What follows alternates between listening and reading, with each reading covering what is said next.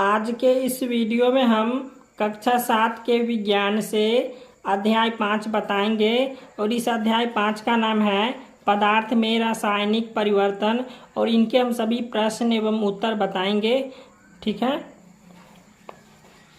तो यहाँ पे हम कॉपी पर लिख लिए हैं अध्याय 5 और पदार्थ में रासायनिक परिवर्तन। ठीक है, तो इसका पहला नंबर प्रश्न है कि निम्नलिखित कथनों में रिक्त स्थानों को भरिए। ठीक है, तो यहाँ पे एक का को है, यहाँ पे खाली जगह है, खाली स्थान को भरना है। ठीक है, तो यहाँ पे खाली जगह में भरा हुआ है ऑक्सीजन। यहाँ पे ऑक्सीजन गैस सुलगती हुई दिया सलाई के जलने में मदद देती है। ठीक है, अब ख में है, यहाँ पे खाली जगह, इसमें आ जाएगा रासायनिक परिवर्तन में नए पदार्थ निर्माण होता है।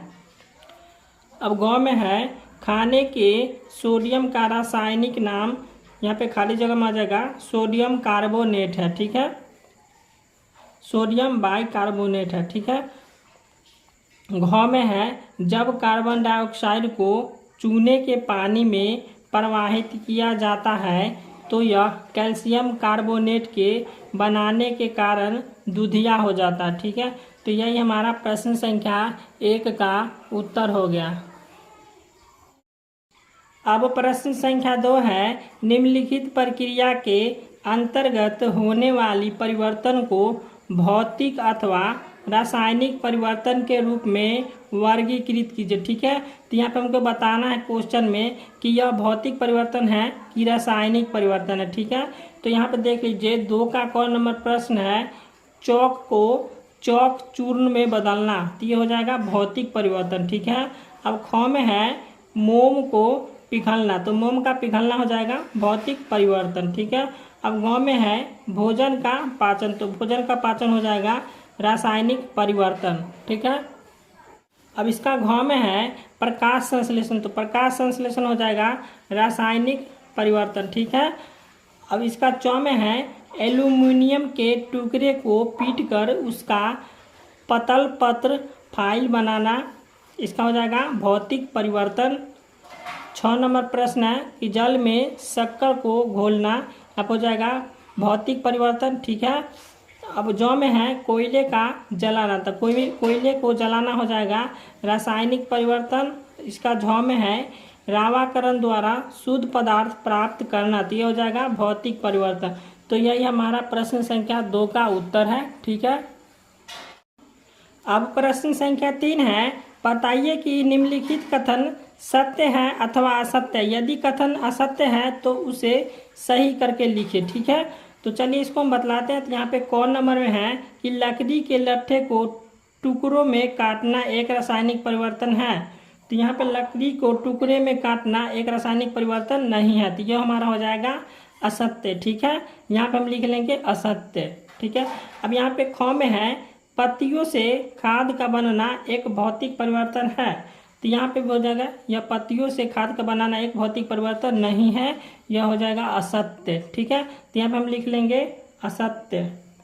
अब ग में है, जांचते लेपित लोहे के पाइपों में आसानी से जंग नहीं लगती है, तो यहाँ पे हो जाएगा सत्य, नहीं लगती है। ठीक है, तो यहाँ पे हम ग का हो जाएगा सत्य, यहाँ पे हम लिख देंगे सत्य। अब घ में है, मैग्नीशियम के फीते को मोमबत्ती की लौ के पास ले जाने पर यह चमकदार श्वेत प्रकाश के साथ जलने लगती है, यहाँ यह जलने लगती है। ठीक है, तो यहाँ पर हो जाएगा सत्य। अब च में है कि मैग्नीशियम ऑक्साइड के जलीय विलयन अम्लीय होता है, तो यह मैग्नीशियम ऑक्साइड का जलीय विलयन अम्लीय नहीं होता, तो यहाँ पर हो जाएगा असत्य। ठीक है, अब प्रश्न संख्या 4 है कि क्या होता है जब, यहाँ पे प्रश्न संख्या 4 में बताना है कि क्या होता है जब, इसका 4 का क है कि सिरका में इनो डालते हैं तो क्या होता है जब। ठीक है, तो यहाँ पे हम बताएंगे कि सिरका में जब इनो डालते हैं तो कार्बन डाइऑक्साइड और अन्य पदार्थ प्राप्त होता है, तो प्रश्न संख्या क का यही उत्तर है। ठीक है, अब इसका ख में है कि नीला थोथा के विलयन में ब्लेड डालते हैं, तो यहाँ पे इसका उत्तर हो जाएगा कि नीला थोथा के विलयन में जब ब्लेड डालते हैं तब नीला थोथा कॉपर सल्फेट, ठीक है, कॉस्ट में कॉपर सल्फेट और ब्लेड के बीच अभिक्रिया होता है, ठीक है। और विलयन का रंग नए पदार्थ बनाने के कारण आयरन सल्फेट और कॉपर भूरा निक्षेप विलयन के रंग में परिवर्तन हो जाता है। तो यहाँ पे दिया हुआ है CuSO4 प्लस Fe, यहाँ पे ये गिब्स का चिन्ह है। उसके बाद हो जाएगा FeSO4 प्लस Cu, तो यहाँ पे है कॉपर सल्फेट लोहा नील था, ठीक है। यहाँ पे iron sulphate FeSO4 iron sulphate हो गया। उसके बाद Cu कॉपर, यहाँ पे भूरा निक्षेप, यहाँ पे हो गया विलयन हरा रंग। तो यही हमारा ख का उत्तर हो गया, ठीक है। प्रश्न संख्या ग है, लोहे के तवा को नमी युक्त वायु में रखते हैं तब क्या होता है, ठीक है। तो यहाँ पे इसका उत्तर हो जाएगा कि लोहे के तवा को नमी युक्त वायु में रखते हैं तो लोहा वायु में उपस्थित ऑक्सीजन और नमी, यहाँ पे कोष्ठ में पानी युक्त वायु के साथ प्रतिक्रिया करता है और तवा पर जंग लग जाती है। तो यही हमारा प्रश्न संख्या ग का उत्तर हो गया, ठीक है। अब प्रश्न संख्या घ है, पोटासियम परमैंगनेट को गर्म करते हैं, ठीक है। तो यहाँ पे इसका उत्तर हो जाएगा कि पोटासियम परमैंगनेट को गर्म करते हैं तो ऑक्सीजन O2 गैस और अन्य पदार्थ बनते हैं, ठीक है। तो यहाँ पे देख लीजिए KMnO4 यहाँ पे गर्म है, O2 प्लस अन्य पदार्थ, ठीक है। तो यहाँ पे पोटेशियम परमैंगनेट का यहाँ पे हो जाएगा KMnO4 को, इसको हम गर्म करते हैं तो क्या आता है O2 प्लस अन्य पदार्थ, यही यहाँ पे लिखा हुआ, ठीक है। तो यही हो जाएगा घ का उत्तर, ठीक है। प्रश्न संख्या 5 है, भौतिक परिवर्तन एवं रासायनिक परिवर्तन में अंतर बतावे और प्रत्येक के लिए एक उदाहरण दीजिए, ठीक है। तो यहाँ पे दो प्रकार के परिवर्तन हो जाएगा, एक भौतिक परिवर्तन एक रासायनिक परिवर्तन, ठीक है। चलिए इसको हम देख लेते हैं। तो यहाँ पे पहले भौतिक परिवर्तन हम पढ़ लेंगे। तो भौतिक परिवर्तन का एक में है कि जब किसी पदार्थ के भौतिक गुणों में परिवर्तन होता है, तो पदार्थ में भौतिक गुण में परिवर्तन का तात्पर्य होता है उसके आकार, आकृति, यहाँ पे कोमा लगा हुआ है, रंग, कोमा, अवस्था आदि गुणों में परिवर्तन होना, ठीक है। तो इसका उदाहरण है यहाँ पे बर्फ, बर्फ में हो जाएगा पानी, ठीक है, और गैस हो जाता है हमारा वाष्प में, ठीक है। तो यही हो गया इसका उदाहरण, ठीक है। अब यहाँ पे इधर पढ़ लेंगे, यहाँ पे रासायनिक परिवर्तन हो जाएगा। रासायनिक परिवर्तन के एक में है कि ऐसा परिवर्तन जिसमें पदार्थ के रासायनिक गुणों में परिवर्तन होता है, ठीक है। तो ऐसे परिवर्तन को रासायनिक परिवर्तन कहते हैं, ठीक है। और इस परिवर्तन में दो या दो से अधिक पदार्थ आपस में क्रिया करते हैं और क्रिया के फलस्वरूप एक नए पदार्थ का निर्माण करता है। तो इसका उदाहरण हो जाएगा लोहे में जंग लगना, ठीक है। अब इसका 2 नंबर में कि यह परिवर्तन अस्थायी है, और यहाँ पे देख लीजिए इसका 2 नंबर में कि यह परिवर्तन अस्थायी है, ठीक है। तो भौतिक परिवर्तन में यह परिवर्तन अस्थायी है और इसका हो जाएगा यह परिवर्तन अस्थायी है, ठीक है। अब इसका 3 में है कि इसमें नए पदार्थ का निर्माण नहीं होता है, ठीक है। और इसका 3 में हो जाएगा कि इसमें नए पदार्थ का निर्माण होता है। तो यही हमारा प्रश्न संख्या 5 का उत्तर है, ठीक है। अब इसका 3 विधि बताना था, उसमें हम एक विधि बतला दिया। इसका दूसरा विधि है कि कैल्शियम कार्बोनेट CaCO3, तो कैल्शियम कार्बोनेट का सूत्र CaCO3 को गर्म करने पर CO2 बनता है, ठीक है। अब इसका 3 में है कि खाने वाले सोडा को नींबू के रस के साथ अभिक्रिया कराई जाती है तो CO2 गैस बनता है, ठीक है। तो यह प्रश्न संख्या 8 का उत्तर है, ठीक है। प्रश्न संख्या 9 है, रवाकरण से आप क्या समझते हैं, ठीक है। और कॉपर सल्फेट का रवा कैसे प्राप्त किया जाता है। तो इसका उत्तर हो जाएगा कि किसी विलयन से पदार्थ के शुद्ध और बड़ी आकार के रवा प्राप्त करने की विधि को रवाकरण कहते हैं, ठीक है।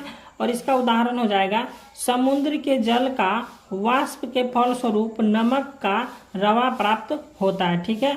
और इसका कॉपर सल्फेट का रवा प्राप्त करने के लिए एक बीकर बर्तन में जल लेते हैं और उसमें 1-2 बूंद तनु सल्फ्यूरिक अम्ल डालते हैं और फिर उसे गर्म करते हैं। उसके बाद जब जल उबालना शुरू हो जाए तो उसमें कॉपर सल्फेट के चूर्ण डालते हैं और चलाते हैं, ठीक है।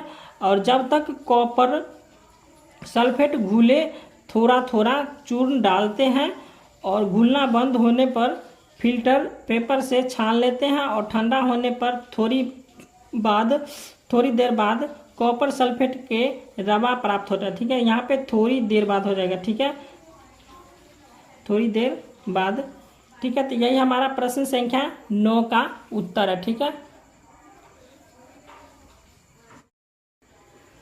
प्रश्न संख्या 10 है, ऑक्सीजन गैस बनाने की विधि का वर्णन करें तथा इनके गुणों का वर्णन करें, ठीक है। तो 10 का उत्तर हो जाएगा कि प्रयोगशाला में पोटेशियम परमेसेंट को गर्म करने पर ऑक्सीजन गैस प्राप्त होता है, ठीक है।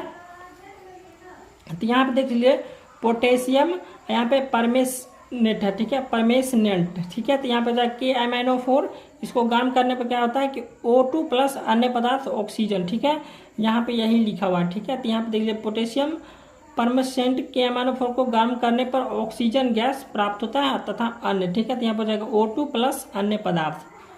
अब इसका हो जाएगा एक शीशी या प्रखनली लेते हैं और उसमें KMnO4 के टुकड़े लेते हैं और एक निकास नली लगाकर कॉर्क से बंद कर देते हैं और निकास नली का संबंध उल्टे भरे हुए शीशी से रहता है, ठीक है।